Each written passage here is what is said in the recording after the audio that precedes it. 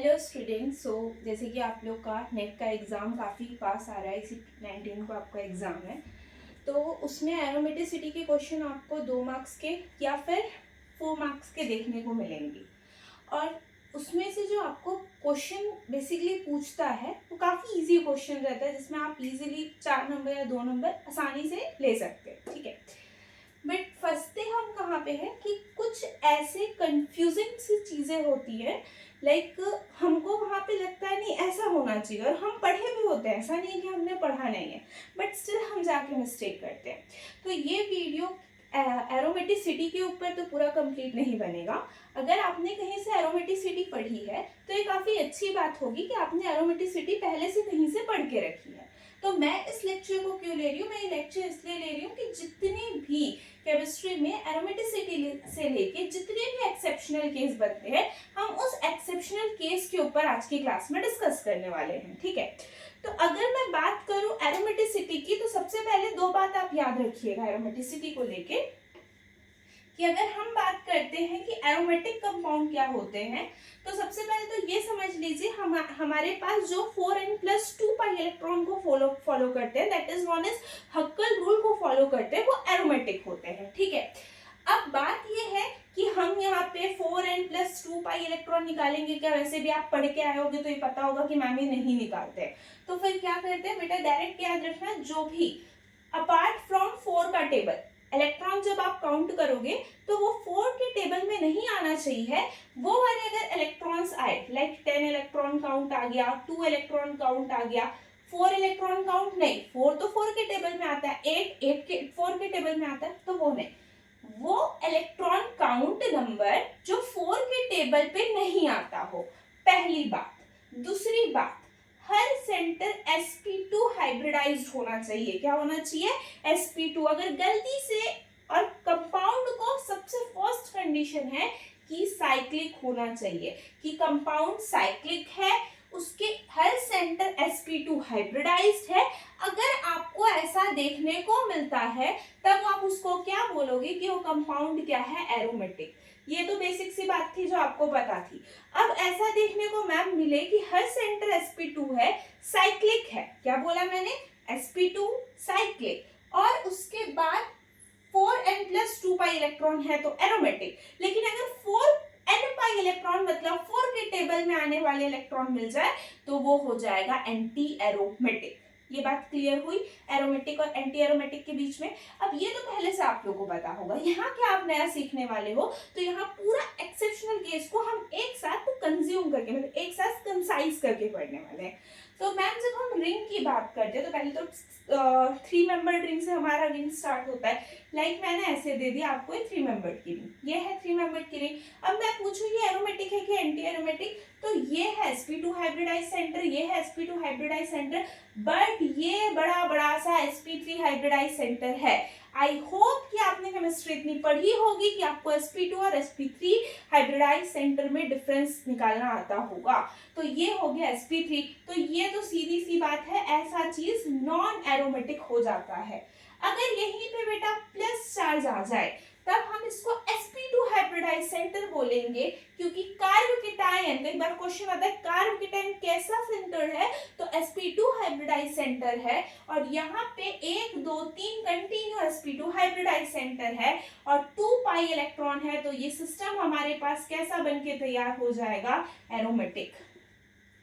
अगर इसी सिस्टम में मैं क्या कर दूं, नेगेटिव ला दूं, तो 2 2 क्या हो गया? 4, और ये हो गया एंटी एरोमेटिक।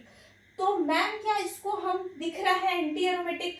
एक्सेप्शनल केस क्या होता है? एक्सेप्शनल केस ये होता है कि हम तो सोच रहे थे पक्का पक्का से एरोमेटिक होगा, पक्का पक्का से एंटी एरोमेटिक होगा, लेकिन निकल गया एरोमेटिक। ये एक्सेप्शनल केस होता है।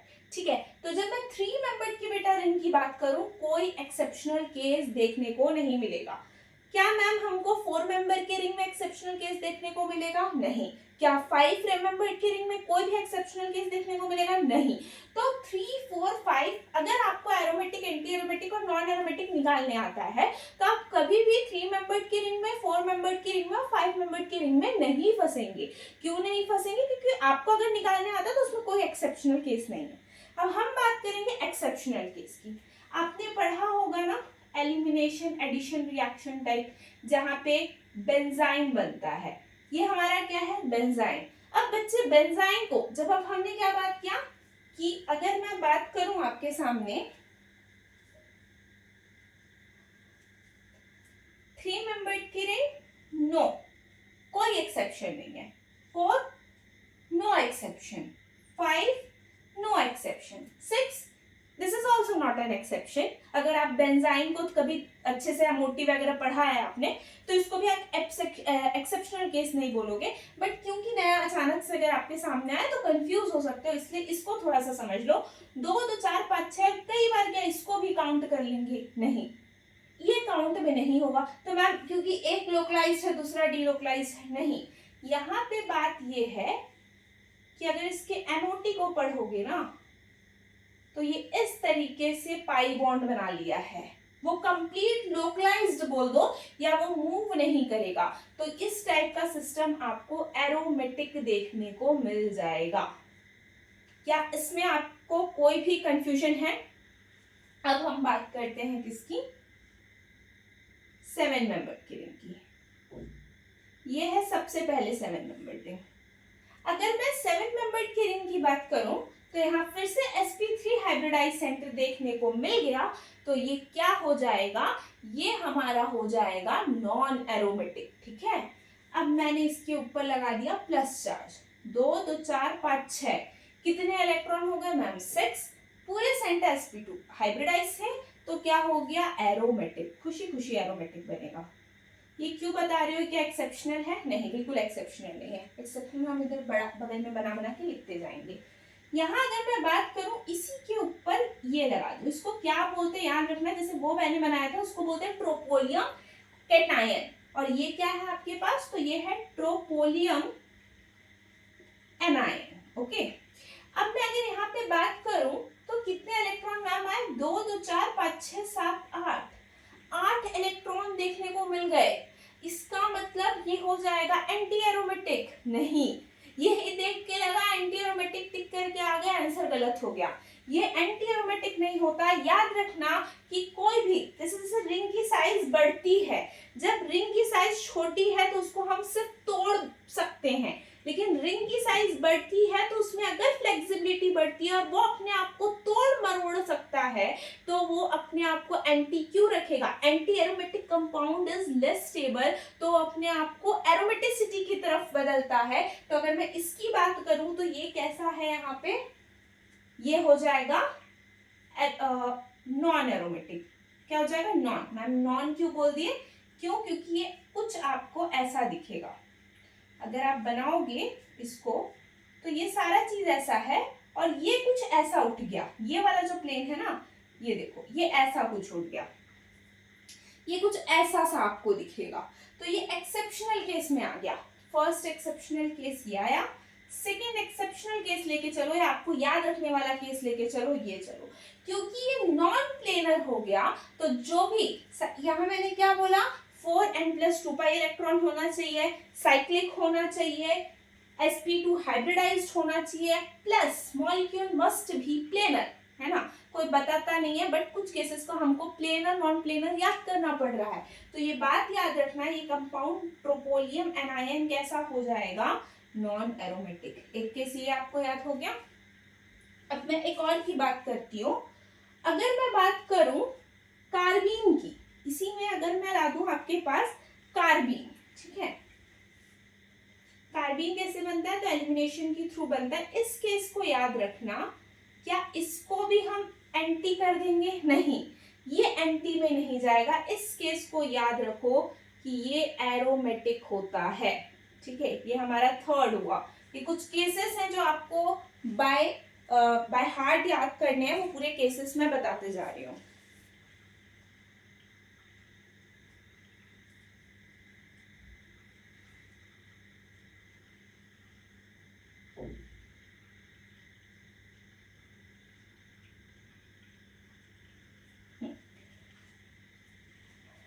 ये तक हुआ। अब कई बार ऐसा आप लोग कंफ्यूज हो जाओगे कि मैम जब माइनस चार्ज था तो नॉन एरोमेटिक था, अगर इसी चीज को, क्योंकि इसको मैं लिख लेना कंफ्यूज ना हो करके, अगर मैं ऐसा कर दूं और यहाँ लोन पेयर कर दूं तो आप गिनोगे काउंट तो 2 2 4 5 6 7 8 इलेक्ट्रॉन मतलब एंटी एरोमेटिक। और फिर तुरंत आएगा मैम बोली थी कोई कंपाउंड एंटी एरोमेटिक नहीं रहता, फटाक से एरोमेटिक सॉरी नॉन एरोमेटिक अपने आप को नॉन प्लेनर कर लेता है। याद रखना कि this is only in case of carbon, जब ऑल आइटम्स आर कार्बन। अगर यहाँ पे कोई हेट्रो आइटम लग जाए ना तो हेट्रो आइटम के केस में मत करना, अगर एंटी एरोमेटिक काउंट हो रहा है ना तो चुपचाप इसको एंटी एरोमेटिक ही रख दो। क्लियर हुई बात? अब नेक्स्ट बात आते हैं, हम लोग थर्ड पढ़ लिया, फोर्थ पढ़ लिया, अब फिफ्थ केस जो हम पढ़ेंगे वो पढ़ेंगे कितने मेंबर की रिंग थी, 7 मेंबर की रिंग में, बस इतने 3 को याद रखना था।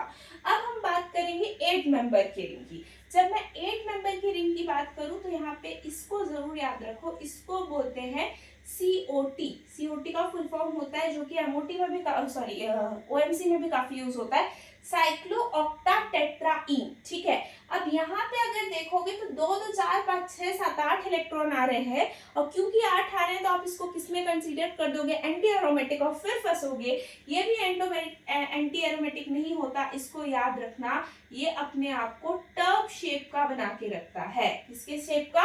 टर्ब। और क्योंकि टर्ब प्लेनर नहीं होता, नॉन प्लेनर हो गया, तो ये एंटी ना रह के कैसा रहेगा, नॉन एरोमेटिक रहेगा। ये कैसे याद रहेगा? नेक्स्ट अगर बात करें 9 मेंबर की रिंग की, 8 में बस COT को याद रख लो। 9 मेंबर की अगर मैं रिंग की बात करूं,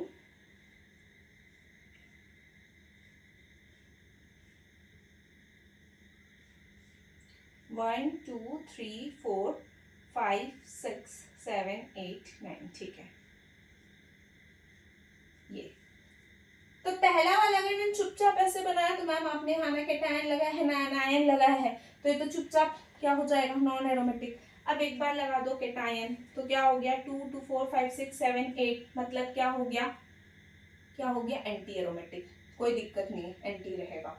माइनस लगा दिए, एरोमेटिक, कोई दिक्कत नहीं, एरोमेटिक रहेगा। इसमें बस 2 केस आप याद रखो कि अगर यहाँ पे एक बार नाइट्रोजन आ जाए और एक बार ऑक्सीजन आ जाए, तो नाइट्रोजन आएगा तो 2 2 4 5 6 7 8 9 10, 10 मतलब एरोमेटिक। लेकिन ऐसी ऑक्सीजन के लिए भी लगेगा कि ऑक्सीजन आएगा तो भी एरोमेटिक होना चाहिए। एंटी एरोमेटिक, ऑक्सीजन को ऐसे याद करो कि ऑक्सीजन अपोज में है, ऑक्सीजन नहीं चाहता कि मैं यहाँ पे वो रहूं, और ऑक्सीजन एंटी एरोमेटिक बनता है। क्या बना देता है, एंटी एरोमेटिक। ये कैरी सैंडबर्ग की बुक होगी, उसके रेफरेंस में वहां पे अगर आपको उसको चेक करना हो एकदम डीप में जाके कि भाई ऑक्सीजन, अभी एग्जाम एकदम सर पे है, इतना डीप में समझने की जरूरत नहीं है, कुछ चीजों को ऑलरेडी हमारे पास केमिस्ट्री में इतना सारा चीज है, इतना अथाह है पढ़ने के लिए, किसी भी छोटी छोटी पॉइंट को just for interview point of view and for your knowledge purpose it is very important, but for to crack an exam it is not important कि हम एक एक चीज को रिमाइंड करें। ओके, तो एक एक चीज हम ना भी रिमाइंड करें, हमको नहीं भी पता कि एकदम एग्जैक्टली क्या रीजन, बस याद कर लो कि भाई नाइट्रोजन है तो एरोमेटिक और ऑक्सीजन है तो एंटी एरोमेटिक। क्या क्लियर है? बाकी इसके रीजन पूरा आप कैरी सैंडबर्ग की बुक में रेफरेंस में देख सकते हैं। तो ये कहां तक की बात हो गई हमारे पास 7 मेंबर की रिंग की, 9 मेंबर की रिंग की। अब जब हम 10 मेंबर की रिंग को आते हैं तो उसको हम बोलते हैं एज्यूलिन। बाकी इसको भी हम बोल सकते हैं 8 एज्यूलिन, 6 एज्यूलिन, 7 एज्यूलिन, 9 एज्यूलिन, बाकी हम क्या बोलते हैं 10 एज्यूलिन। अगर मैं बात करूं 10 एज्यूलिन की तो ये कैसा दिखता है, ऐसा, ये ऐसा। मैम गिनो इलेक्ट्रॉन, पूरे sp2 है, 2 2 4 5 6 7 8 9 10, मतलब एरोमेटिक होगा, हम सोच के चलेंगे। बट यहाँ पे भी आप फंसोगे, यहाँ हाइड्रोजन है और यहाँ हाइड्रोजन है, मानती हूँ मैं हाइड्रोजन छोटे हैं बट काफी आसपास हैं। कभी भी कोई जो आसपास बहुत लंबे समय तक रहते हैं तो उनके बीच लड़ाई होती है और रिपल्शन होती है, तो रिपल्शन होगा दोनों के बीच और ये थोड़े से उठ से जाएंगे, नॉन प्लेनर हो जाएंगे और नॉन एरोमेटिक बन जाएंगे। ये बात याद रखना, ये सिंपल 10 एज्यूलिन का केस है। बट अगर मैं इसी हाइड्रोजन, दोनों हाइड्रोजन को रिप्लेस करके यहाँ पे अगर मैं कोई ब्रिज बना दूं, तो मैं अलग से बना देती हूँ, आप लोग ड्रॉ कर लीजिएगा, देख लीजिएगा इसको। अगर मैं इसी की जगह पे ऐसा कुछ कर दूं,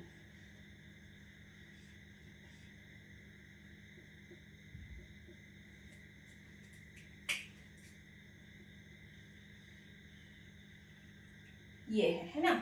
तो अब क्या हुआ, वो ऊपर की तरफ उठ गया है।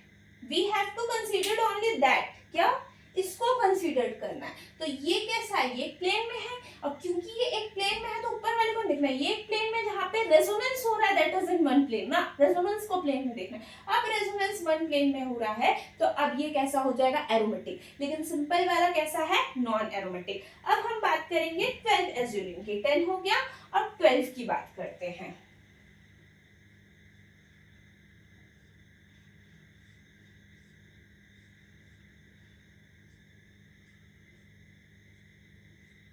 दो दो चार पाँच छह सात आठ नौ 10 11 12, 12 मतलब एंटी एरोमेटिक होना चाहिए। अगेन यहाँ पे हाइड्रोजन हाइड्रोजन सारे के रिपल्शन होंगे और ये किस में चला जाएगा, नॉन एरोमेटिक में चला जाएगा। 12 एज्यूलिन भी हो गया हमारे पास, ये था 12 एज्यूलिन। बात करते हैं 14 की, ये भी हो जाएगा non aromatic. 16 anti aromatic, 18 aromatic. बस इतना ना, इसको लाइन से याद रख लो, इतना काफी रहेगा आपके लिए।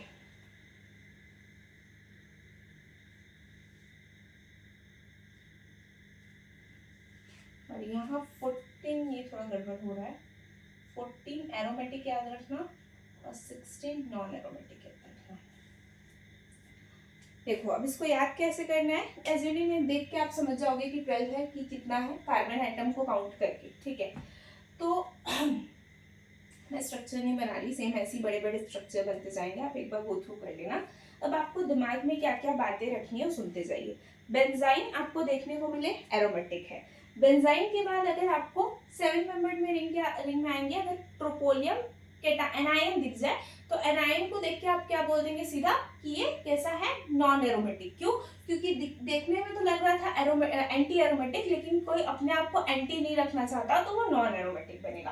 फिर आएंगे उसी के केस में अगर कार्बिन है तो वह एरोमेटिक होता है। फिर हम आते हैं 8 मेंबर में। 8 मेंबर में CO2 non planar tub shape का होता है, इसको भी हम क्या बोलते थे, नॉन एरोमेटिक। 9 मेंबर के रिंग में अगर ये कहा गया, हाँ 9 मेंबर के रिंग में अगर हमारे पास नाइट्रोजन है तो एरोमेटिक, लेकिन अगर ऑक्सीजन आ गया तो एंटी एरोमेटिक। उसके बाद हम गए 10 में। 10 एज्यूलिन नॉन एरोमेटिक है, क्यों, पता चल गया रिपल्शन के कारण। 12 एज्यूलिन नॉन एरोमेटिक है, क्यों, हाइड्रोजन की रिपल्शन के कारण, नॉन प्लेनर है इस वजह से।